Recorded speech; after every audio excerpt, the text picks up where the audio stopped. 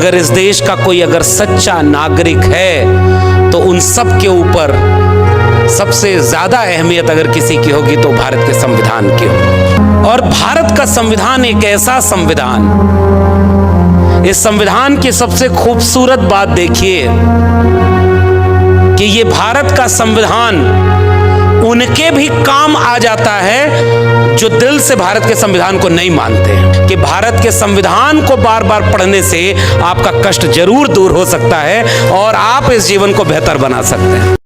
Hello दोस्तों, स्वागत है आपका दीप सागर दर्शन में।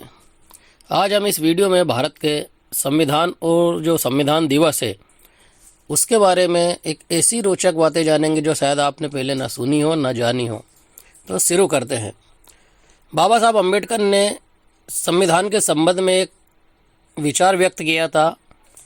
संविधान चाहे कितना भी अच्छा क्यों ना हो, अगर उसे लागू करने वाले अच्छे नहीं हैं तो वो बुरा साबित होगा, और संविधान चाहे कितना भी बुरा क्यों ना हो, अगर उसे लागू करने वाले अच्छे हैं तो वो अच्छा साबित होगा। ये बाबा साहब का मानना था।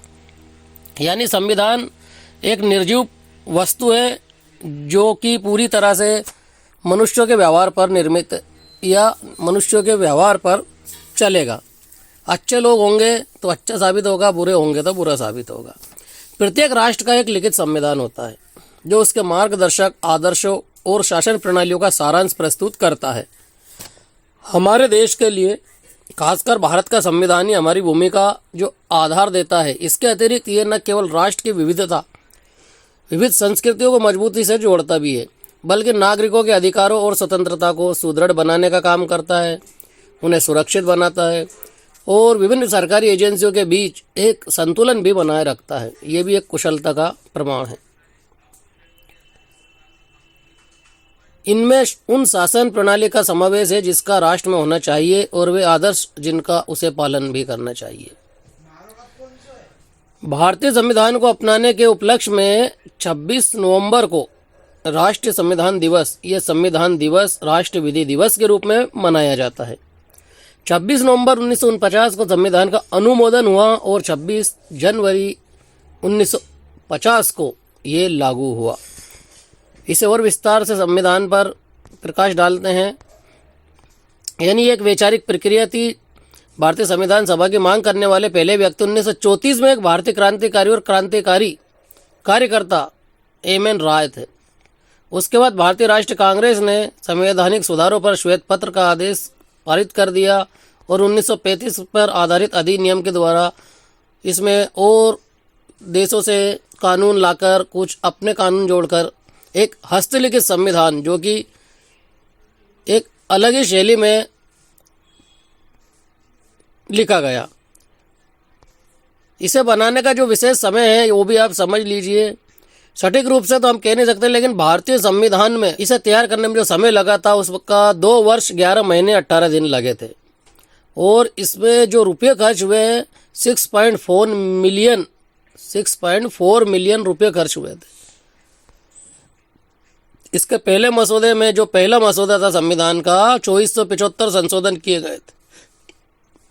395 अनुच्छेद, 8 अनुसूचियां, 22 भाग शामिल थे जो कि समय समय पर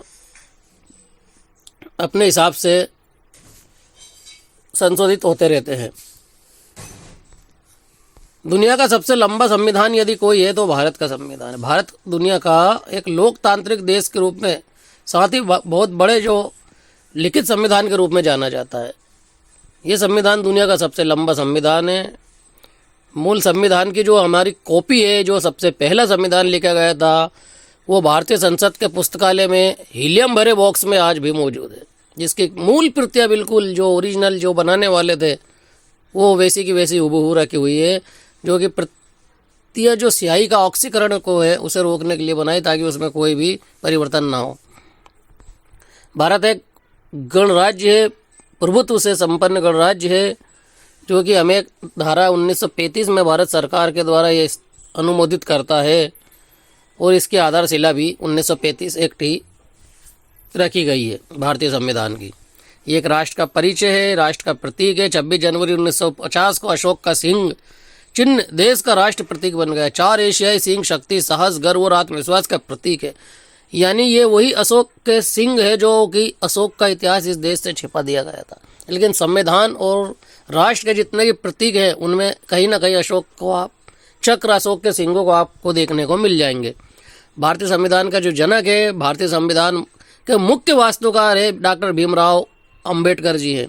अभी वर्तमान में मौजूदा सरकार और विपक्षी और जो बाबा साहब के विरोधी लोग हैं वो डॉक्टर अंबेडकर के खिलाफ काफ़ी शोरगुल मचा रहे हैं कि संविधान बाबा साहब ने नहीं लिखा है, बाबा साहब ने नहीं लिखा है। लेकिन उन्हें जानकारी के लिए बता दें कि इतिहास को झुटलाया नहीं जा सकता है। इनके चिल्लाने भोंकने से जो वस्तु स्थिति है, जो इतिहास है, जो वास्तविकता, वो नहीं बदली जा सकती है। ये सच है कि बाबा साहब अम्बेडकर ही अकेले इसके निर्माता नहीं है, मगर मुख्य जो शिल्पकार है, मुख्य जो इनके नायक है वो डॉक्टर अम्बेडकर ही है। इनके मुख्य शिल्पकार जो और भी सदस्य थे उन सब में जो बाबा साहब अम्बेडकर है वो संविधान के प्रमुख शिल्पकार माने जाते हैं और संविधान का लेखक उन्हें ही माना जाएगा और माना जाता रहेगा। महिलाओं को अधिकार भी प्रथम बार इसी मतदान का अधिकार संविधान देता है। भारतीय संविधान की प्रस्तावना में भी धर्मनिरपेक्ष शब्द जोड़ा गया है, समाजवादी शब्दों का उल्लेख किया गया है। प्रथम एवं अंतिम जो हस्ताक्षर रहेंगे वो जरा सोचिए। भारतीय संविधान पर सबसे पहले देश के प्रथम राष्ट्रपति डॉक्टर राजेंद्र प्रसाद ने हस्ताक्षर किए थे और अंतिम हस्ताक्षरकर्ता फिरोज गांधी थे जो उस समय संविधान सभा के अध्यक्ष थे। ये इंपॉर्टेंट लाइन है जो हमने कही थी कि इस वीडियो में आपको वो बात मिलेगी जो और किसी वीडियो में ना सुनने को मिली ना देखने को। भारतीय संविधान में जो सबसे पहले हस्ताक्षर हुए थे डॉक्टर राजेंद्र प्रसाद ने किए थे जो प्रथम राष्ट्रपति थे, और अंतिम हस्ताक्षरकर्ता फिरोज गांधी थे जो उस समय संविधान सभा के अध्यक्ष थे। भारतीय संविधान को हृदय की आत्मा डॉक्टर अंबेडकर ने इसे पुकारा है। डॉक्टर अंबेडकर के अनुसार यदि कहें तो भारतीय संविधान के अनुच्छेद 32 को इस दस्तावेज का हृदय और आत्मा कहा गया है। यह किसी भी नागरिक को अपने किसी भी मौलिक अधिकार के उल्लंघन की स्थिति में सर्वोच्च न्यायालय में शिकायत दर्ज करने का अधिकार देता है। यदि किसी व्यक्ति का कोई अधिकार, हक छीना जाता है तो वो अनुच्छेद 32 के हिसाब से उसमें सर्वोच्च न्यायालय में अपील कि भारत का संविधान वैसे ही बिल्कुल मानव के लिए ज़रूरी है जितना हमारे शरीर के लिए ऑक्सीजन ज़रूरी है। तो इस प्रकार हम इस वीडियो में इतना तो समझ चुके हैं कि भारतीय संविधान एक ऐसा संविधान है जो इस राष्ट्र को एकता के सूत्र में बांधता है। भारतीय संविधान का अर्थ है ये मूल उन ढांचों का समूह है जो हमारे राष्ट्र को मजबूती प्रदान करता है, देशभक्ति और एकता की भावना को जगाता है, सामाजिक सीमाओं से हमें दूर हटाता है। भारतीय संविधान में आदर्श पूरी तरह से जमाए गए हैं। एक ठोस नैतिक ढांचे पर ये इसे बनाया गया है जिसका उद्देश्य जन जन का उत्थान करना और हर भारतीय समाज को राष्ट्र की एकता, अखंडता और भविष्य के जो ऊंची उड़ान है देश के लिए, लोगों के लिए, नागरिकों के लिए, उसके हिसाब से उन्हें एक सूत्र में लेकर आगे बढ़ाना है और राष्ट्र की भावना जागृत करना हमारे संविधान का मूल तत्व है।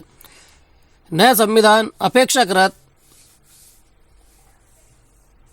ज़्यादा से ज़्यादा बदलाव यदि कोई करते हैं तो उससे मूल ढांचे में तो परिवर्तन नहीं होता है, मगर फिर भी जो हमारा मौलिक संविधान जो हमारा वास्तविक संविधान है उसके अनुसार ही देश में एकता, अखंडता और मजबूती आएगी। चाहे आप कितना ही इसमें लचीलापन दिखाकर अपने हिसाब से कानून जोड़े और घटाएं, मगर जो ढांचा है वो मूल रूप से नहीं बदला जा सकता है। हमारा भारतीय संविधान एक जीवंत प्रमाण है जो साबित करता है कि जनता पर लापरवाह राजनीतिक लोभ की इच्छाएं नहीं बल्कि संविधान की इच्छा और शब्द शासन करते हैं।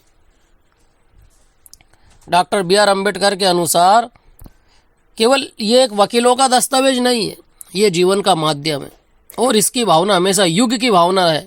इस संविधान दिवस पर आइए हम भारतीय संविधान को समझें और उन लोगों को भी बताएं जो संविधान को बिना पढ़े, बिना जाने उस पर कुछ तो भी टिप्पणी करते रहते हैं, जो मन में आए उसे मान लेते हैं। मगर एक बार आप भारतीय संविधान को पढ़िए, उसे जानिए, तब आपको मालूम चलेगा कि इस देश का जो संविधान है और इसको जो लिखने वाले जो सदस्य थे तकरीबन 389 और मेन जो बाबा साहब डॉक्टर अम्बेडकर थे, कितनी अथक प्रयास, मेहनत, लगन से इस पर कार्य किया और आज 70 आज़ादी के 70 साल बाद भी देश में निर्बाध गति से जो देश की जो शासन प्रणाली है वो चल रही है और देश में एकता, भाईचारा, अखंडता धर्मनिरपेक्षता सभी फल फूल रही है, यानी कि किसी प्रकार का कोई भेदभाव हमारे बीच नहीं है।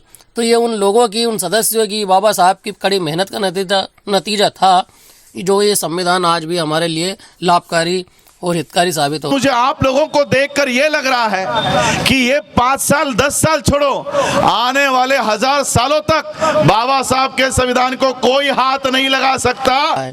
जो लोग इसका विरोध करते हैं, इसके पक्ष में नहीं है, उन्हें एक बार इसको पढ़ना चाहिए, तब जाकर अपनी राय व्यक्त करनी चाहिए।